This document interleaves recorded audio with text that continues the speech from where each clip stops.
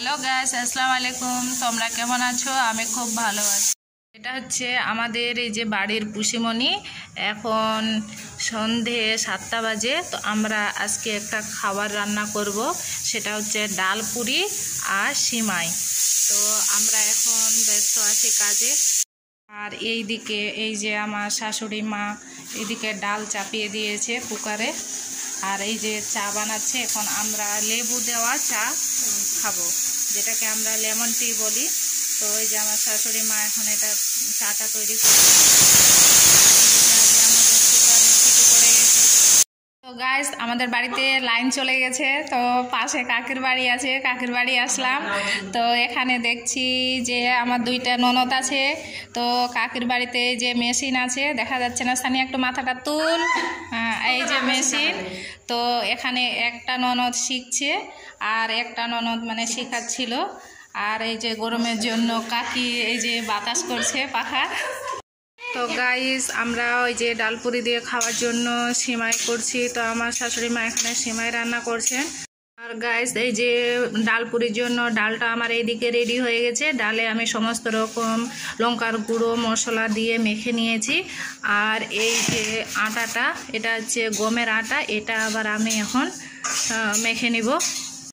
Guys, আমি এখানে কালজিরা দিয়ে দিলাম কিছুটা, আর স্বাদ মতো এখানে লবণ দিয়ে দিলাম, আর একটু সোডা দিয়ে দিলাম, আর এখানে কিছুটা আমি যে সাদা তেল দিয়ে দিলাম। তারপরে কিছুটা অল্প অল্প জল ঢেলে আমি এখন আটাটা ডো বানাবো। গাইস, আমার ডোটা এখন রেডি। তো গাইস, আমাদের গ্রামে এইভাবে এই পুরিটা করে। তো তোমরা দেখে নাও যে গ্রামে কিভাবে এই ডাল পুরিটা বানায়, মানে দোকানের মতো সিস্টেম না। তো এই যে আমি একটা এখানে গ্লাস নিয়েছি, আর এখানে একটা রুটি করেছি, আর একটা অন্যদিকে আর একটা রুটি করা আছে, মানে মোট 2টা রুটি করতে হয়। তো এখানে আমি এখন গ্লাস দিয়ে দাগ করে নিব এইভাবে।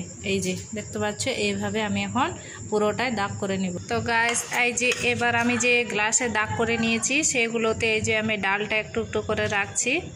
এইভাবে ডালটা রাখবো, পুরো দাগগুলোতে আমি ডালটা এইভাবে রাখবো। তো গাইস, এই যে আমার হয়ে গেল পুরো দাগগুলোতে। এবার ওই যে আরেকটা যেটা রুটি বানিয়েছিলাম সেটা তার উপর বসিয়ে দিলাম। তো এই যে বসানো হয়ে গেল।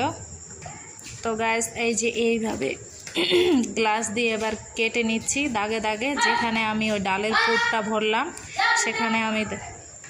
তো গাইস, এই যে এইভাবে করে নিলাম, মানে কাটা গ্লাস দিয়ে কেটে নিলাম। তো একটা তুলে দেখাচ্ছি। এই যে বাড়তি অংশটা ছিল সেটা তুলে নিলাম। এবার এই যে সব পড়ে থাকবে, এবার পুরিটা হয়ে গেল। এবার আমরা এটাকে এবার একটু হাত দিয়ে সাইজ করে নিব। এই যে এইভাবে হাত দিয়ে একটু আমরা মানে থাপ্পড় মেরে মেরে ওটাকে ঠিক করে নিচ্ছি। এই যে। তো গাইস, এই যে আমাদের পুরি রেডি। এবার এটাকে আমরা তেলে ভাজবো। তো বাকি পুরিটা আমরা করে নিই। তো গাইস, অন্যদিকে আমাদের এই সিমাইটা রেডি হয়ে গেছে।